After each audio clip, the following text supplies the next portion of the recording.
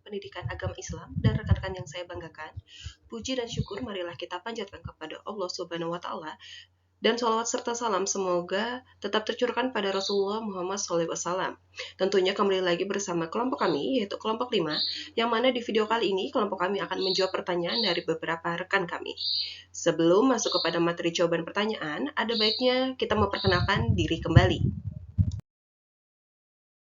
Kami dari kelompok 5 izin memperkenalkan diri kembali, yaitu anggota kelompok 5 yang pertama adalah rekan saya Zahra Khomairah Firdausia dengan NIM 2023112018. Lalu yang kedua adalah saya sendiri, yaitu Novia Paramita Putri dengan NIM 2023112015. Seperti yang sudah saya sampaikan di awal tadi, bahwa dalam video ini kita akan menjawab beberapa pertanyaan dari rekan-rekan yang sudah dipilih oleh kelompok kami. Adapun pertanyaan tersebut mengenai judul video kami sebelumnya, yaitu peran dan fungsi ilmu fikih sebagai dasar syariah dalam beribadah kepada Allah Subhanahu wa Ta'ala. Dan sebelum saya masuk ke pembahasan jawaban pertanyaan, saya ingin mengucapkan terima kasih kepada rekan-rekan yang sudah ikut turut serta membuat pertanyaan untuk kelompok kami.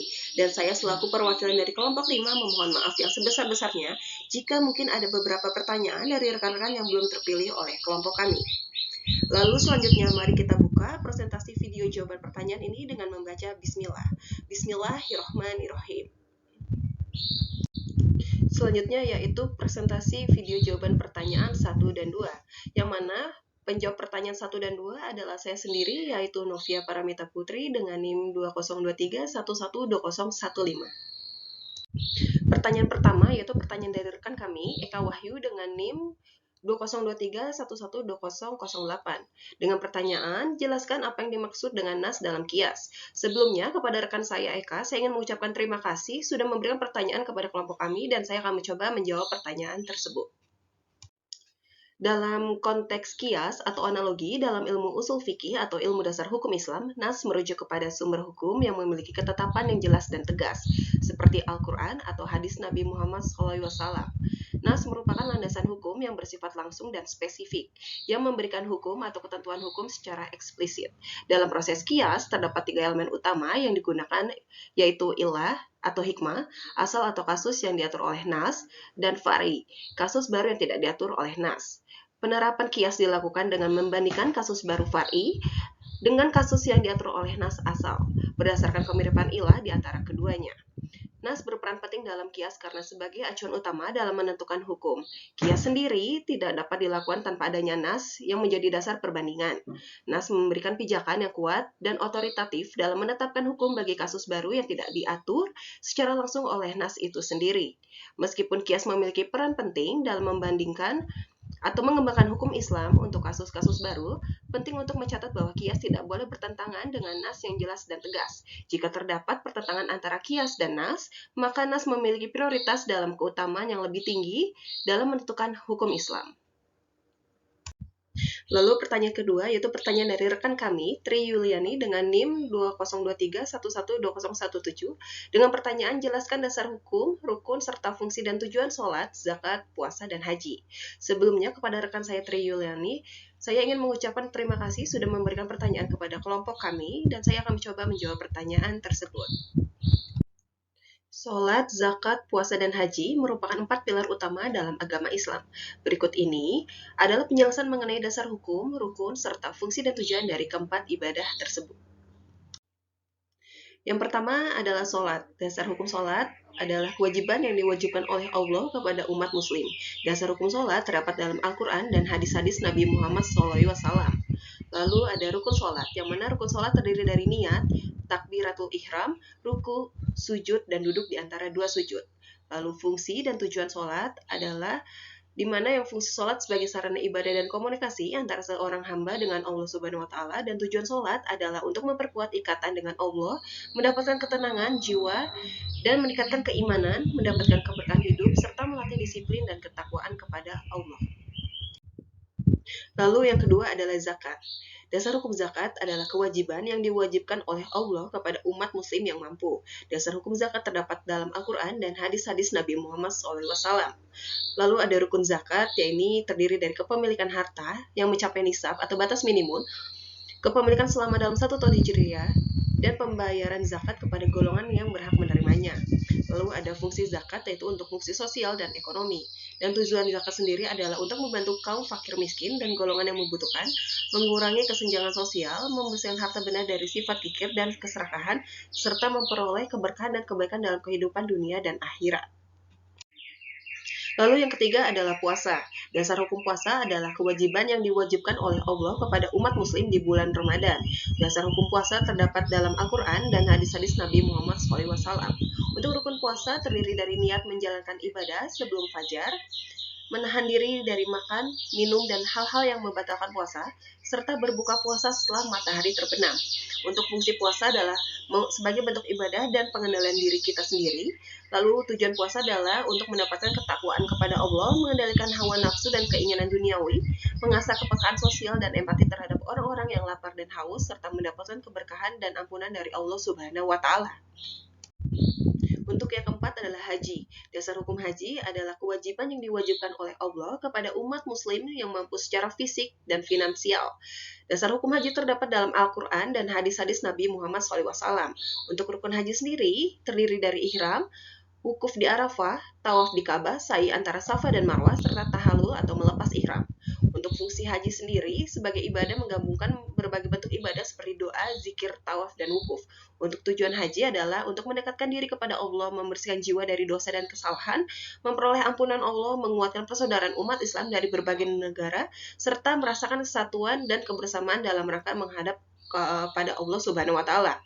Jadi dalam Islam, sholat, zakat, puasa, dan haji memiliki peran penting dalam memperkuat hubungan individu dengan Allah Subhanahu wa Ta'ala untuk memperbaiki diri, membantu sesama, serta mencapai kebahagiaan dan keberkahan di dunia dan di akhirat.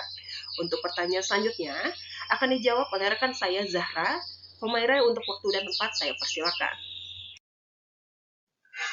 Assalamualaikum warahmatullahi wabarakatuh. Saya di sini Zahra Humaira Firdusia dengan NIM 2023112018. Saya akan meneruskan menjawab pertanyaan dari rekan saya.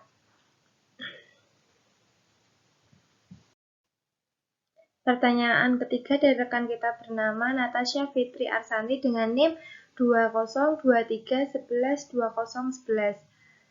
Dengan pertanyaan, mengapa ilmu fikih dapat mencegah terjadinya keburukan dari penyimpangan pemikiran? Ilmu fikih mencegah terjadinya keburukan dari penyimpangan pemikiran. Penyimpangan pemikiran ada yang muncul dari pemahaman bahwa setiap muslim bebas mengambil kesimpulan hukum langsung dari dalil-dalil tanpa perantara para ulama ahli fikih. Begitu juga dari penyimpangan pemikiran yang muncul dari pemahaman bahwa fikih Islam sudah tidak layak lagi dipraktikkan di zaman ini. Kedua bentuk penyimpangan pemikiran ini sama-sama berbahaya karena bisa menimbulkan keburukan dalam kehidupan. Pengkafiran individu muslim secara serampangan atau penghalalan terhadap sesuatu yang telah dinyatakan haram oleh para ulama ahli fikih adalah contoh dari keburukan tersebut. Mengajarkan ilmu fikih kepada kaum muslimin bisa mencegah terjadinya keburukan-keburukan tersebut dengan izin Allah Azza wa Jalla. Pertanyaan keempat dari rekan kita bernama Tri Yuliani dengan NIM 2023112017. Dengan pertanyaan, jelaskan perbedaan fikih ibadah dan muamalah, bagaimana penerapan dalam kehidupan sehari-hari serta apa tujuannya. Jawabannya adalah perbedaan fikih ibadah dan fikih muamalah. Perbedaan antara fikih ibadah dan fikih muamalah terletak pada ruang lingkupnya. Fikih ibadah berkaitan dengan aturan-aturan dan tata cara pelaksanaan ibadah agama Islam. Fikih ibadah mencakup segala sesuatu yang berkaitan dengan ibadah ritual seperti sholat, puasa, zakat, haji, dan sebagainya. Fikih ibadah memberikan panduan tentang bagaimana menjalankan ibadah tersebut dengan benar sesuai dengan tuntunan agama. Hal ini meliputi tata cara pelaksanaan, waktu yang ditentukan, kondisi-kondisi tertentu, dan hal-hal yang terkait lainnya. Fikih muamalah membahas hukum-hukum yang terkait dengan hubungan sosial dan transaksi ekonomi dalam kehidupan sehari-hari. Fikih muamalah berkaitan dengan hukum-hukum yang mengatur hubungan sosial dan transaksi ekonomi antar individu dalam masyarakat. Fikih muamalah mencakup berbagai aspek kehidupan sehari-hari seperti perdagangan, perjanjian, harta warisan, pernikahan, perceraian, sewa menyewa, dan lain sebagainya. Penerapan fikih dalam kehidupan sehari-hari. Fikih ibadah. Penerapan fikih ibadah dalam kehidupan sehari-hari melibatkan pemahaman dan pelaksanaan yang benar terhadap ibadah-ibadah ritual seperti sholat, puasa, zakat, dan haji. Individu juga harus mempelajari tata cara pelaksanaan ibadah tersebut, memahami syarat-syarat yang harus dipenuhi, serta mengikuti ajaran agama yang dengan penuh kesadaran dan ketundukan. Fikih muamalah. Penerapan fikih muamalah dalam kehidupan sehari-hari melibatkan pemahaman dan praktik hukum-hukum yang berkaitan dengan hubungan sosial dan transaksi ekonomi. Contohnya dalam transaksi jual beli, seseorang harus memahami prinsip-prinsip keadilan, mematuhi syarat-syarat sahnya transaksi, dan menghindari riba atau praktik-praktik yang diharamkan dalam Islam. Dalam hubungan sosial, individu diharapkan untuk berlaku adil, memelihara hak-hak sesama, dan menjauhi perbuatan yang merugikan orang lain. Tujuan fikih ibadah dan fikih muamalah. 1. Tujuan fikih ibadah, yaitu ada beberapa. Yang pertama, memperkuat hubungan individu dengan Allah Subhanahu wa Ta'ala. Yang kedua, meningkatkan kualitas ibadah untuk mencapai kesalehan diri. Yang ketiga, agar mampu mengamalkan dan mengetahui sesuatu hukum yang mendapatkan ridho Allah, yang menjadi jalan kebahagiaan di dunia dan di akhirat. Yang keempat, untuk memperkuat keyakinan dan pengabdian kepada Allah. Yang kelima, untuk menguatkan karakter, mendisiplinkan diri, dan perannya sebagai wakil dan hamba yang dipercaya Allah di bumi. Tujuan fikih muamalah. Yang pertama, mengatur hubungan sesama manusia dan mewujudkan kemaslahatan bagi mereka yang sesuai dengan prinsip syariah. Yang kedua, fikih kategori ini menurut ulama adalah fikih yang dapat dipahami maksud dan hikmat disyariatkan suatu hukum oleh akal atau makul al-makna. Yang keempat, muamalah ini membantu kita mengetahui yang mana yang haram dan mana yang halal dalam Islam. Yang kelima, untuk menciptakan masyarakat yang adil, harmonis, dan beretika dalam hubungan sosial dan ekonomi. Demikian presentasi jawaban dari kelompok 5. Mari kita mengucapkan hamdalah, alhamdulillah. Kepada Bapak Amin dan rekan-rekan semua, terima kasih atas perhatian yang telah diberikan kepada kelompok kami. Mohon maaf atas kekurangan dan kesalahan dalam materi dalam penyampaian. Saya, Novia Paramita Putri, selaku moderator. Jika ada kurangnya, saya juga mengaturkan permohonan maaf yang sebesar-besarnya. Semoga rekan-rekan mendapatkan ilmu baru dari presentasi dari kelompok kami, dan semoga bisa berguna untuk diri saya sendiri dan banyak orang pada khususnya. Wabillahi taufiq wal hidayah. Wassalamualaikum warahmatullahi wabarakatuh.